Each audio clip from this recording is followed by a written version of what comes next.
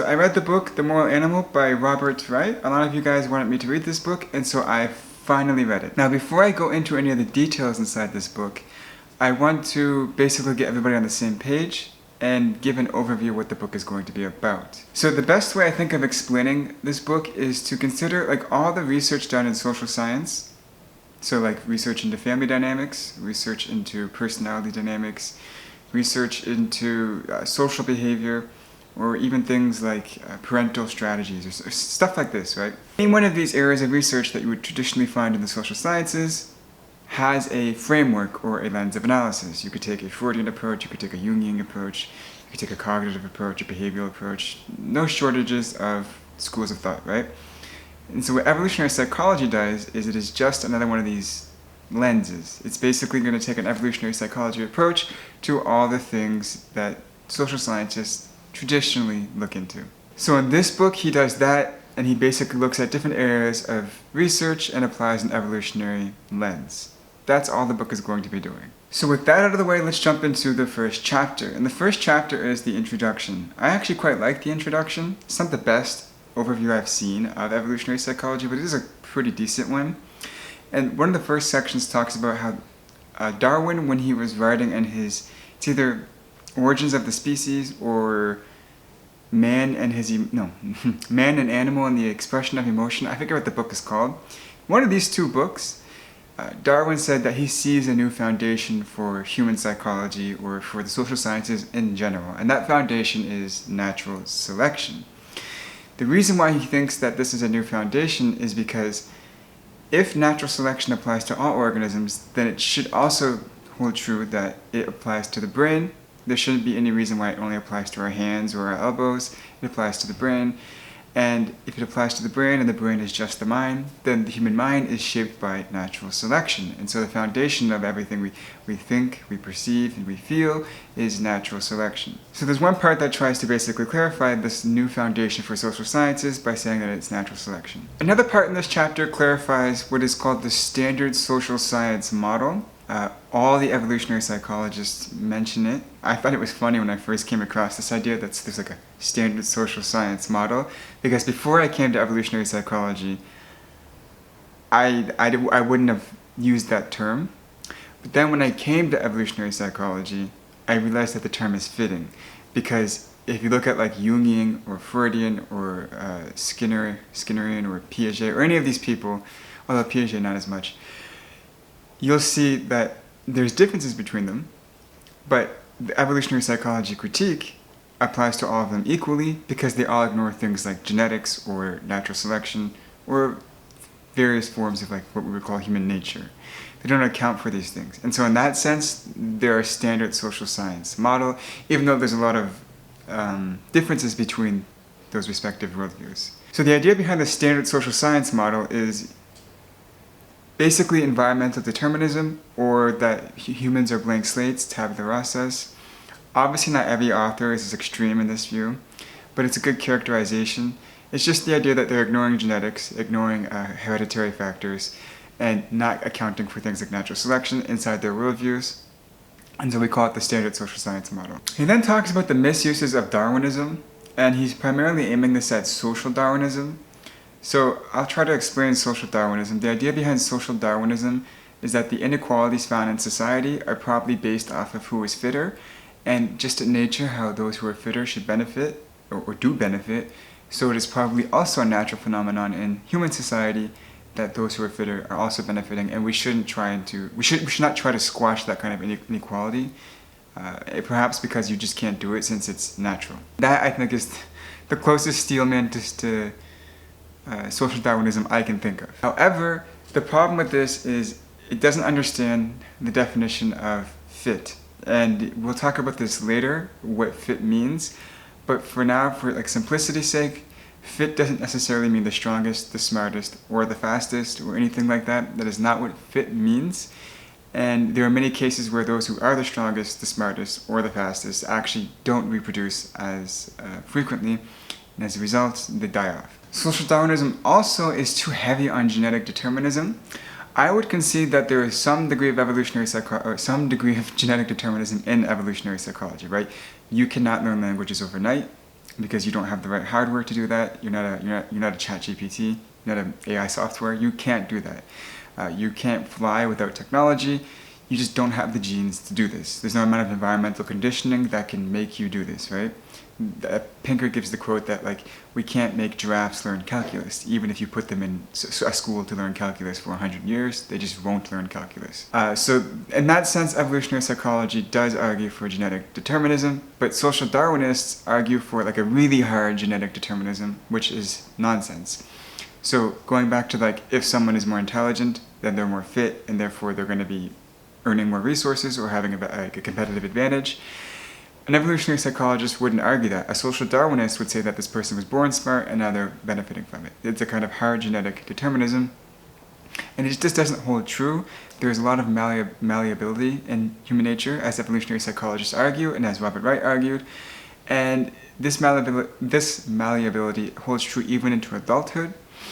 You can find tons of studies as well, because you often hear like people will say, these alpha male gorillas, you gotta be like an alpha male. You'll find studies where gorillas, when they're in human captivity, will actually be more cooperative and less aggressive. There's even some silverback gorillas that when they move to new troops, if the troops are not very dominance focused, the silverback gorilla will become more cooperative and less aggressive. There's no shortage of examples where traditionally that like alpha male animals you would think of when you're thinking of like these Darwinists, social Darwinist conservatives we talk about, become cooperative and not like overbearing and aggressive, which is usually how they envision them to be.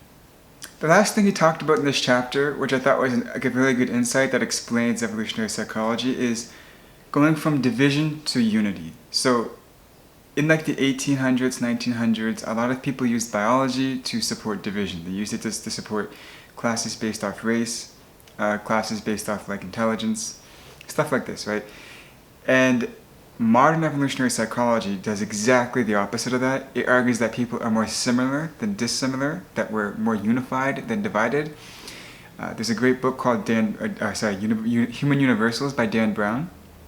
And this book goes over like 20,000 plus human universals, such as families, family structures, the fact that we use languages, cognitions, perception.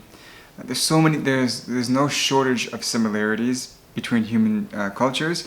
It just tends to be the case that a lot of people try to focus on the differences, perhaps because cultural relativism was really popular. But as a result of focusing on only the differences, you miss the universals, and I don't think it's intellectually honest to say that it's only differences and that there's no universals, right? There are differences, and evolutionary psychologists concede that there are differences, but there are also universals, and these universals are extremely similar. So that's the last thing he talked about in that chapter, where we go from division to unity. So now we get this chapter called Male and Female, and I'm going to merge it together with the chapter called Man and Woman. I'm going to merge them together because I think they're a bit repetitive and they say similar things but maybe cite different studies. The idea here in the male and female section was that men tend to be eager, women tend to be coy, men tend to be indiscriminate, and women tend to be discriminate with it when it comes to sexual selection or their mating partners. He also talks about how natural selection produces sexual selection, and in any species where there's like sexual dimorphism or sexual selection plays a massive role in the shaping of the organism, you will see this general trend that men tend to be eager and indiscriminate, and women tend to be coy and discriminate. And he cites a really, really funny study where a female researcher walked around a university campus and asked a bunch of men, would they be willing to have sex with her? 3/4 of them said yes. They did not know the female either. It was an unknown female. 3/4 of them said yes. And then when we asked a male researcher to walk around and ask a bunch of females they did not know if they would like to have sex, all the females said no. And the important highlight there is that it was unknown.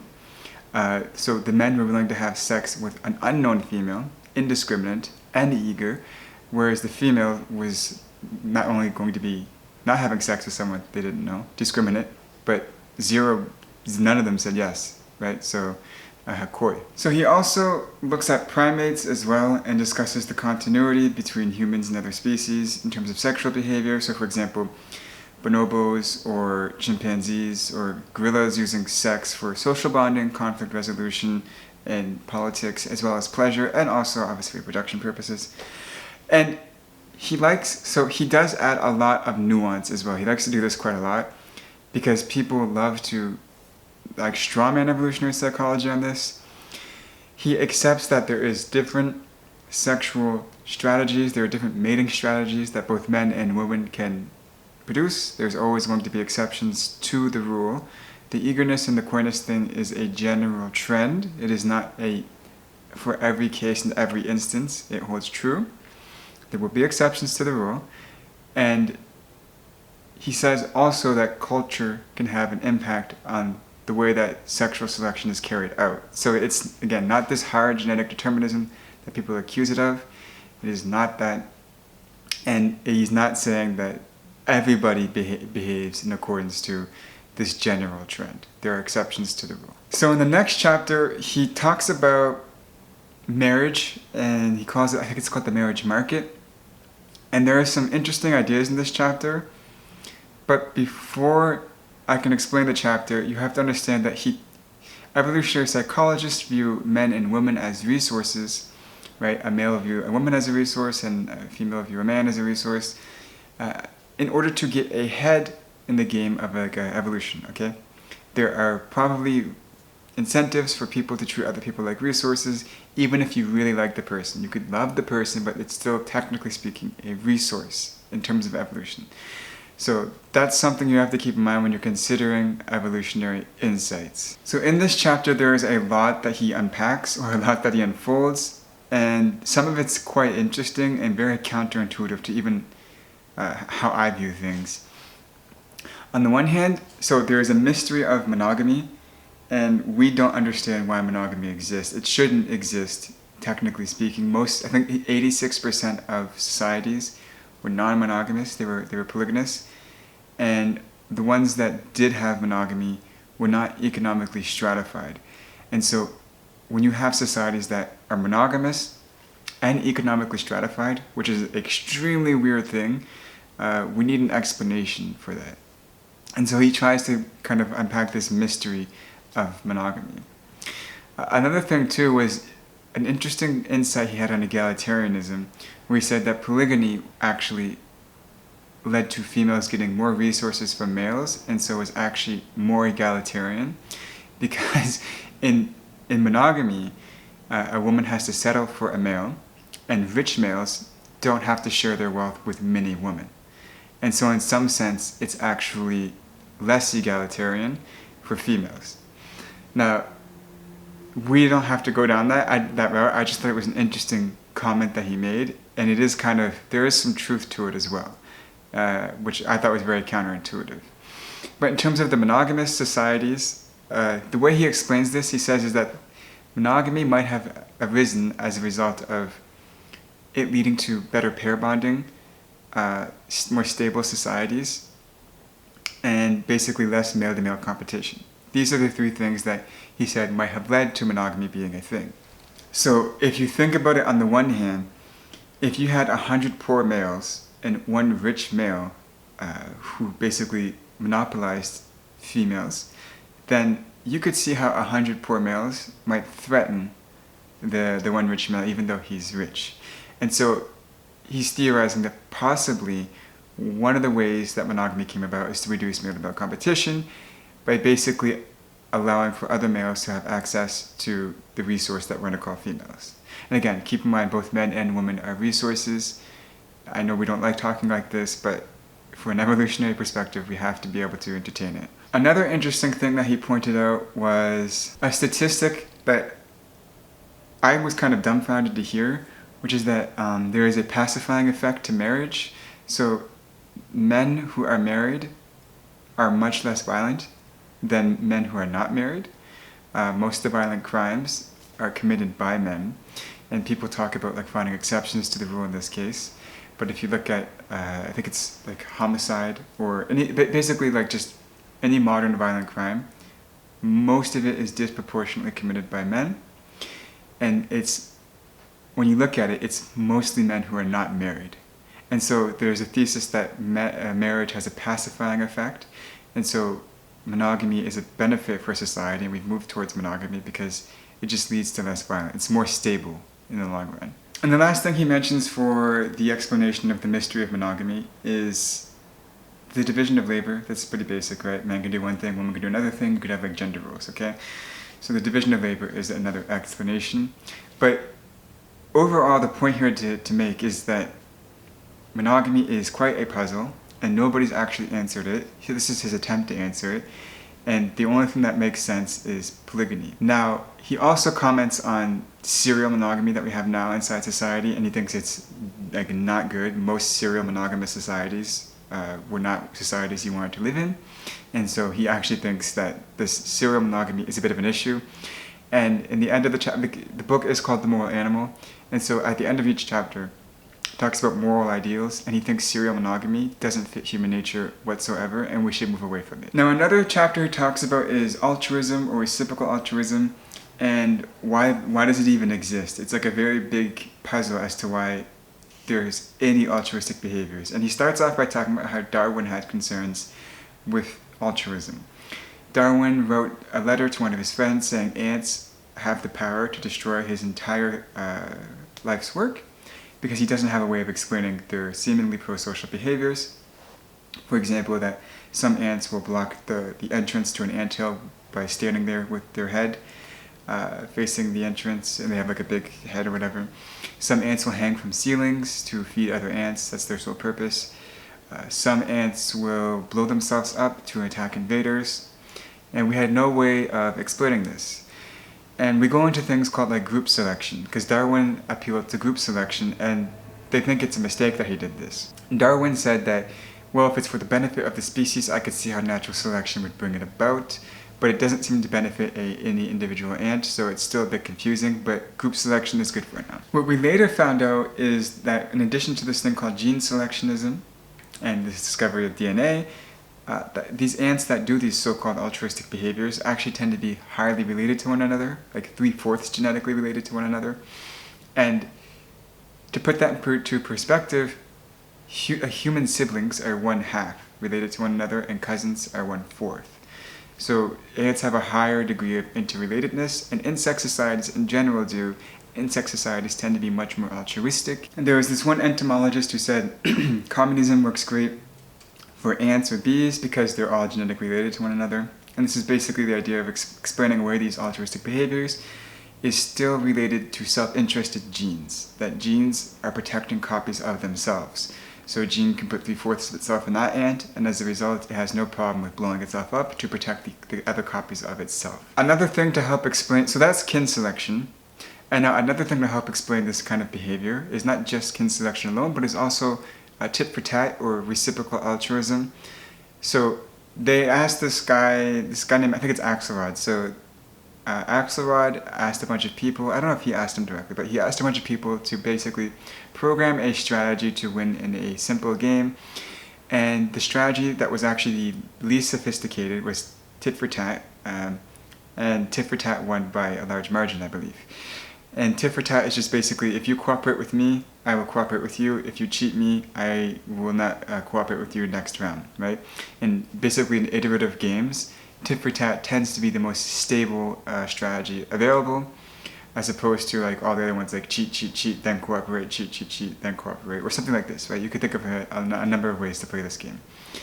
And most interestingly was the studies that confirmed this stuff, where you have bats that will basically share food with one another, but then if you pump the bat's belly with air and go and watch them share food with one another at night, other bats will think that the bat that has air in its belly is cheating, and so if you wait till the night after, when you don't pump her belly with air, she gets no food. She gets no food from the other bats, because people thought she cheated. And it's not until she cooperates again that she gets brought into the fold.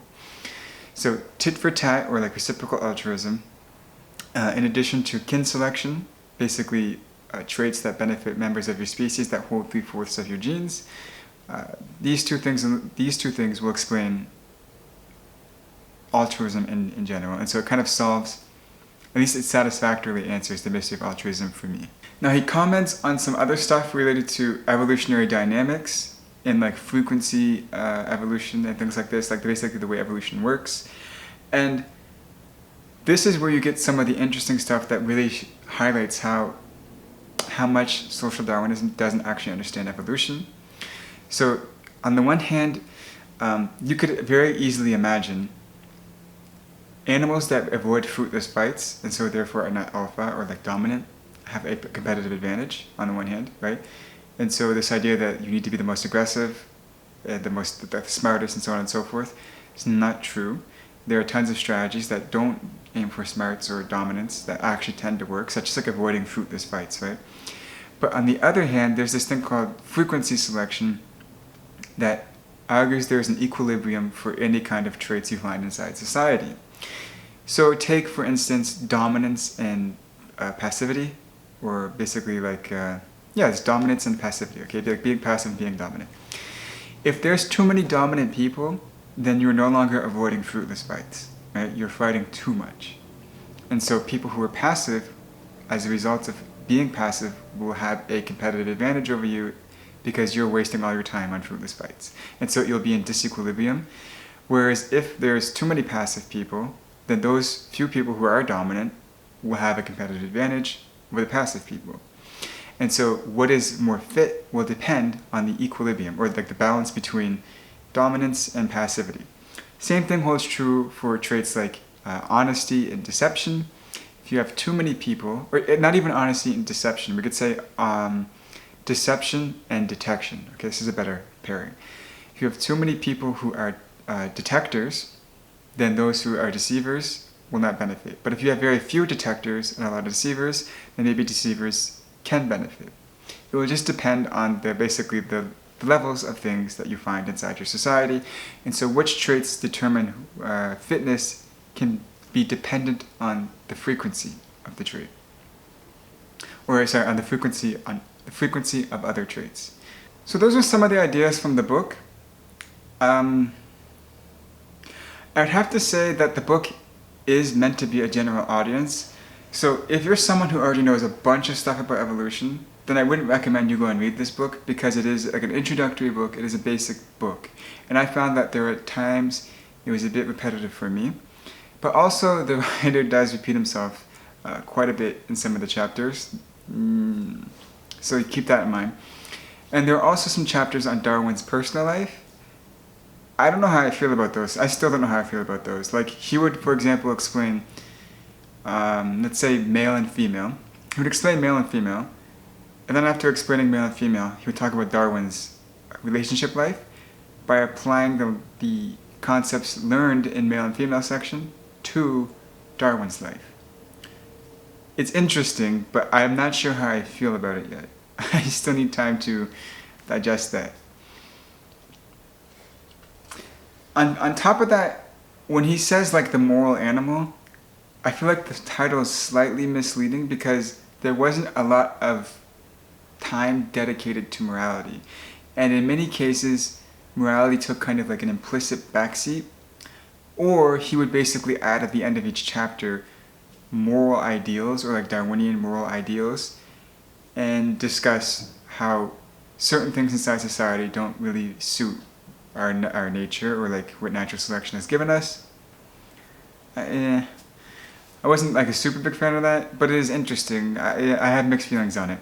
And he does mention things like evolutionary psychiatry and like a Darwinian self-help that I didn't discuss in this video. Those things are kind of interesting as well. I would say for me personally, the book is like a 6.5 out of 10. I'll give it a 6.5 out of 10. For someone who hasn't read evolutionary psychology, I'd be willing to bump it up to like a 7.3 or like a 7.5, something like that. If you're into evolutionary psychology or if you haven't learned about it yet, I'd recommend that book. There are better books. Steven Pinker's The Blank Slate is a much better book. David M. Buss has some terrific books. And The Adapted Mind, Evolution and the Generation of Culture. These books are way better than The Moral Animal. But yeah, so I'll just sum this up. If you're going to read the book, you have to be open-minded to evolutionary psychology and the way it views things. a lot of people critique evolutionary psychology because of the way it views things, but I feel like as a result, you don't actually understand the conclusions or insights delivered from evolutionary psychology if you can't even accept its axioms, such as like the idea that the human mind is subject to natural selection, which doesn't seem that contentious. Like, it seems like if you accept natural selection or evolution in general, then you either have to you have to say that the mind is not a constituent of the brain, so you have to abandon naturalism, as far as I can tell, because emergentism doesn't really...